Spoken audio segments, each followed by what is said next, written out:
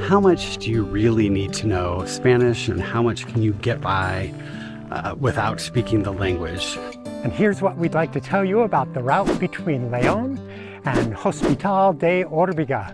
It's 32 kilometers, so this is a really long day. But we did something a little different because Rob's foot was still hurting, and we knew that 32 kilometers was probably too far for him to walk on it. We took a little cheat and we took a bus the first 7 kilometers to Virgen del Camino. I'm going to talk a little bit about the bus we took. It was the 1A or 1B, and it says Virgen on the bus. You can find this bus at Plaza Santo Domingo, and on weekdays it's starting at 6:15 every half hour, and it cost us €1.65. I think the hours are different on the weekend. If someone in your party or you are injured, it could be an alternative so that the long day isn't quite so long. Even though we still ended up walking from there 25 kilometers, it took us 33,000 steps, and we did the whole day in 7 hours and 45 minutes. So it was still a long day for us. The thing about this, once you hit Virgen del Camino, there are 2 routes. The main route is along roads the entire way. That is the road we took so that we wouldn't have to use Rob's blisters so much.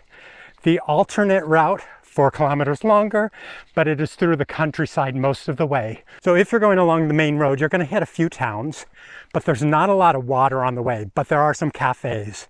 In Valverde, there was no water or cafe. San Miguel, there was a cafe, no water. In Villadengos, there were some cafes. Finally, in San Martin, there was water as you entered the town. Now, when we got to Hospital de Órbigo, I always want to switch the B and the R around. Órbigo, not Órbigo. We stayed at Albergue San Miguel.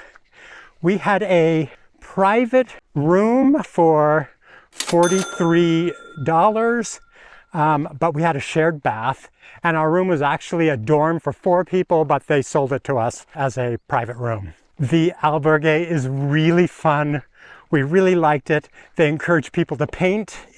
They have an easel and paints all ready for people to do paintings, and those paintings are all over the walls, in all of the rooms and in all of the main rooms.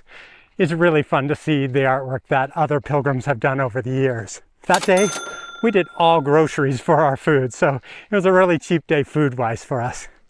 Now, the thing about Hospital de Órbigo is the bridge as you enter the town. There is this beautiful, long stone bridge, lots and lots of arches. It is a fantastic entrance to a town. Other than that, it's a pretty quiet town, but that bridge was maybe my favorite sight on this hike so far.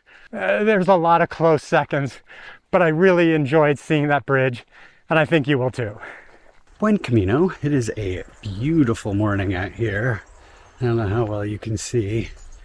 We're up here in Galicia now, and the landscape changes a little bit. We've moved from wheat into corn, but it's still beautiful. A little overcast, so I don't have the gorgeous skies, but I'm sure that will come later as long as we don't have any rain. But today I wanted to talk about speaking Spanish. Like, how much do you really need to know Spanish, and how much can you get by without speaking the language? I know it's one of those things that, especially if you haven't traveled or if you don't know any Spanish at all, it might make you kind of nervous about it. So David and I have traveled to a lot of Spanish-speaking countries, and we speak transactional Spanish. So I can order lunch, I can buy a bus ticket, I can get directions, that kind of thing. I can figure it out, even though I don't understand everything people say. There's enough context clues, and I know enough vocabulary. I can figure it out and I can communicate. What really has changed things now is Google Translate. because it's really easy. You can type in what you want to say and it'll automatically translate it for you so you can say it to the other person.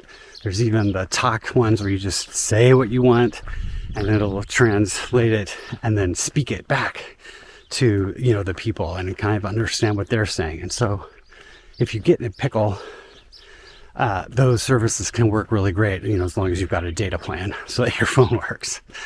But I will say, generally speaking, most of the people you're going to really come across on the way who are, you know, working in the albergues or working in the cafes are probably going to speak a little bit of English. They're not fluent. They might be embarrassed to use it. They don't necessarily, I mean, some will just go right into English and it's not going to be an issue at all. Some are more hesitant, just like you're hesitant to use your Spanish. But for most of the time, like, we haven't had any issues. I really encourage you to learn some Spanish because every word that you learn is going to make it that much easier for you.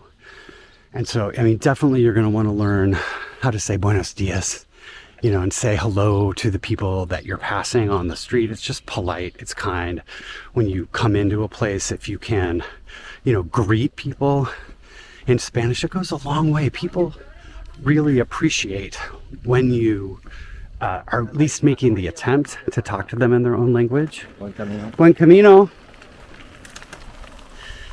And we found that as long as you're making an effort, they will generally respond in kind. If you come in and, you know, go right to English and can't even say hello to them, you know, niceties in Spanish, you know, I've seen some of those interactions can be a little more frosty. So I encourage you to learn as much Spanish as you can, but it can be very focused on what you're actually going to be doing, you know, to learn the words to use for, you know, I have a reservation, tengo una reservación. Do you have a room? Tiene una cuarto, or tiene una cama? Do you have a bed? And if you start learning just those little phrases, it makes things like so much easier.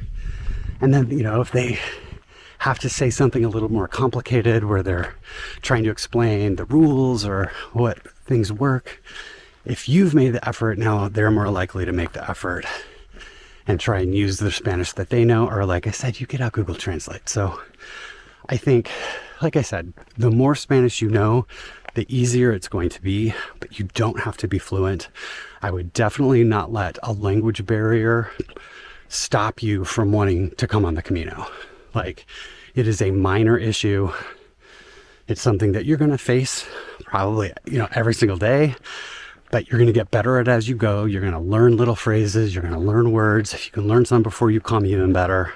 You're going to be able to talk to the other pilgrims around you who often do speak some Spanish and, you know, are going to be able to help you out. There's always ways to figure it out. You're never going to be left standing there and no one will help you and you don't know what to do. Like, there's always a way.